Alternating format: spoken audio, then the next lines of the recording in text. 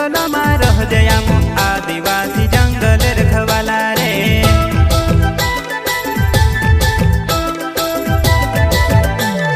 चल जंगल जमीन काजे पूजे रे आदिवासी दुनिया ने रखवाला रे। बाप देव खतरी काजे पूजे रे आदिवासी सबसे निराला रे।